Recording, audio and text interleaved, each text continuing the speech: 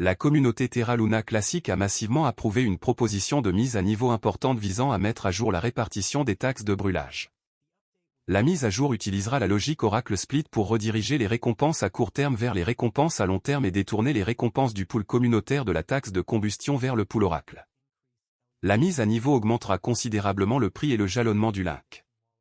Selon les informations de vote sur le portefeuille station, la proposition de mise à niveau V3.1.3 du célèbre développeur Terra Classic Fragwerdig a dépassé le seuil de réussite. Selon JHub, le principal travail effectué par les développeurs consiste à utiliser WASM V1.5.2 pour arrêter les fuites de mémoire, à modifier la logique de division Oracle et à réparer la table des clés de paramètres. Comme indiqué précédemment par CoinGap, le 29 juillet à 13 h. La communauté attend des nouvelles importantes de Link avant la mise à jour concernant les brûlures de jetons de TFL. 99,99 votes, oui, ont été exprimés en faveur de la proposition, ce qui indique un fort soutien de la part des délégants et des validateurs. Les 35 validateurs qui ont participé au vote sur la gouvernance, dont Apicati Crypto, Jesusislor, Stakely, Alnode et Interstellar Lounge, ont voté en faveur de la proposition. La taxe de brûlage dans Terra Classic est fixée à 0,5%. Sur ce montant, 20% sont destinés aux incitations et 10% au pool communautaire. Les 80% restants sont prêts à être brûlés. Les 20% seront répartis entre le pool communautaire et le pool Oracle après la mise à niveau, 10% allant à chacun. Après l'arrêt de la chaîne, les fournisseurs d'infrastructures dotés d'écrans LCD accélérés MantMint doivent installer la dernière version de MantMint et les validateurs doivent mettre à jour vers la version 3.1.3. Les jetons appartenant à l'écosystème Terra Luna Classic ont connu un rebond notable suite au hack BTC turc. Malgré le rebond de 42% de Link et la reprise de 52% de l'USTC après la baisse, les jetons se négocient toujours en dessous du plus haut de l'année. La répartition des taxes sur les brûlures et la mise à niveau la plus attendue de taxes de gaz sont susceptibles d'entraîner une nouvelle hausse des prix. Le prix du Link a chuté de 1% au cours des dernières 24 heures, le prix se négociant actuellement à 4,089 $. Le plus bas et le plus haut sur 24 heures sont respectivement de 4,08 $ et 4,09 $. Cependant, le volume des transactions a augmenté de 40% au cours des dernières 24 heures, ce qui témoigne de l'intérêt des traders. Pendant ce temps, les prix de l'USTC ont également chuté de 1%, le prix s'échangeant désormais à 0,020 $. Les plus bas et plus hauts sur 24 heures sont de 0,019 $ et 0,0204 $. Le volume des échanges a affiché une hausse de 12% la veille. Terra est une plateforme de paiement blockchain open source pour un stablecoin algorithmique, qui est une crypto-monnaie qui suit automatiquement le prix des devises ou d'autres actifs. La blockchain Terra permet aux utilisateurs de dépenser, d'économiser, d'échanger ou d'échanger instantanément des pièces stables Terra. Le protocole Terra crée des pièces stables conçues pour suivre de manière cohérente le prix d'une monnaie fiduciaire, une monnaie soutenue par le gouvernement telle que le dollar américain ou l'euro. Il se compose de deux jetons de crypto-monnaies qui comprennent Terra et Luna. Les Terra sont des pièces stables qui suivent le prix des monnaies fiduciaires et portent leur nom. Par exemple, le stablecoin de base Terra suit le prix des droits de tirage spéciaux du Fonds monétaire international et s'appelle Terra SDR ou SDT. Les autres dénominations Terra stablecoin incluent Terra USD, UST, qui suit le dollar américain, et Terra KRW, KRT, qui suit le won sud-coréen. Les utilisateurs créent une nouvelle Terra en brûlant Luna. Luna, de l'autre côté, est utilisé pour la gouvernance et l'exploitation minière. Luna est le jeton de jalonnement du protocole Terra, qui absorbe la volatilité des prix des pièces stables Terra. Les utilisateurs mettent Luna sur les mineurs de blockchain Terra, appelés validateurs, qui enregistrent et vérifient les transactions sur la blockchain et reçoivent des récompenses sous forme de frais de transaction en guise de compensation. À mesure que l'utilisation de Terra augmente, la valeur de Luna augmente également. Principale fonctionnalité de Terra.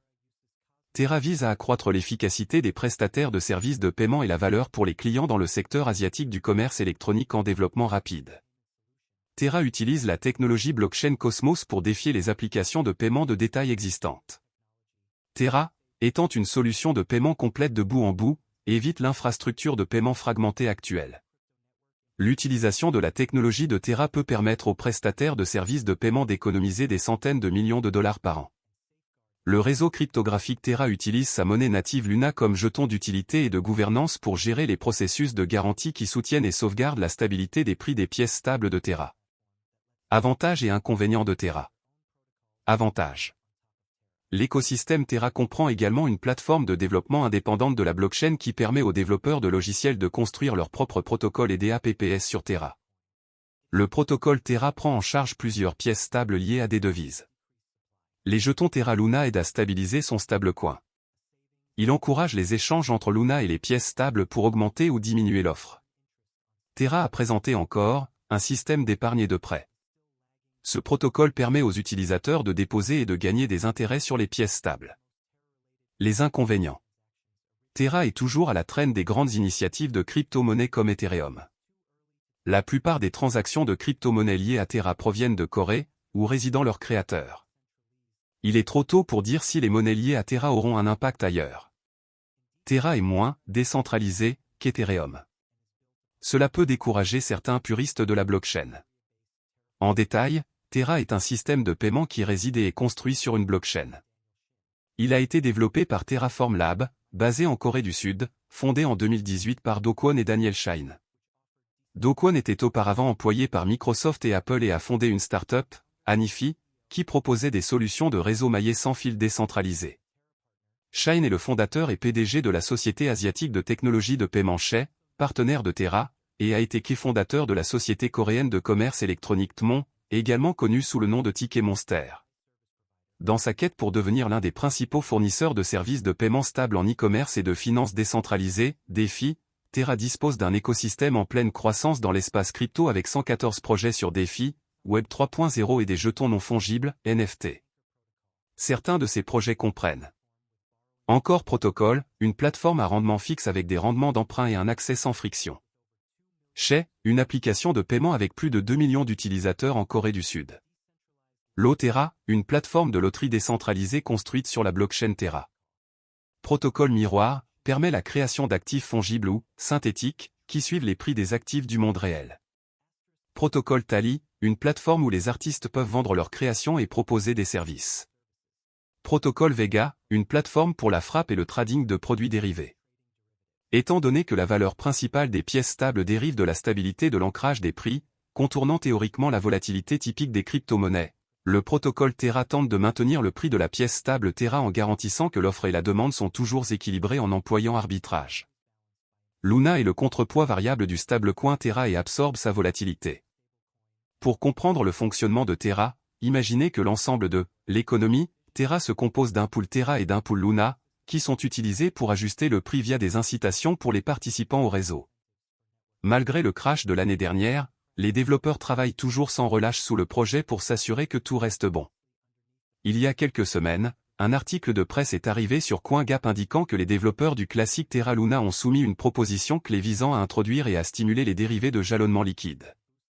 Selon la proposition, les développeurs cherchent à modifier les messages hôtes de compte interchaîne autorisés pour apporter le support de Quicksilver, un protocole de jalonnement liquide interchaîne pour l'écosystème Cosmos. Cela permet à la chaîne Quicksilver de créer et de contrôler de manière transparente des comptes sur la chaîne Terra Luna classique et d'exécuter les messages autorisés. Cela permettra également de miser sur tous les validateurs entre chaînes, ainsi que de maximiser la liquidité et l'efficacité du capital en améliorant la sécurité du réseau et la décentralisation. De plus, il supprime la période d'attente requise avant qu'un détenteur de position ne puisse vendre ses actifs mis en jeu. En voyant cela, sachez que les développeurs de Terra Luna travaillent toujours à l'amélioration du projet. C'est pour vous dire qu'aucun espoir n'est encore perdu avec Terra Luna, je crois que tout ira bien bientôt. Je crois aussi que vous pouvez être riche grâce à l'investissement de Terra Luna. Mais tout dépend du montant que vous investissez dans Terra Luna classique, de ce que vous attendez du marché et de la durée que vous êtes prêt à conserver. Link est le jeton natif de Terra Luna. Ce sera la fin de la vidéo. N'oubliez pas d'aimer, de partager, de vous abonner et d'investir judicieusement, merci.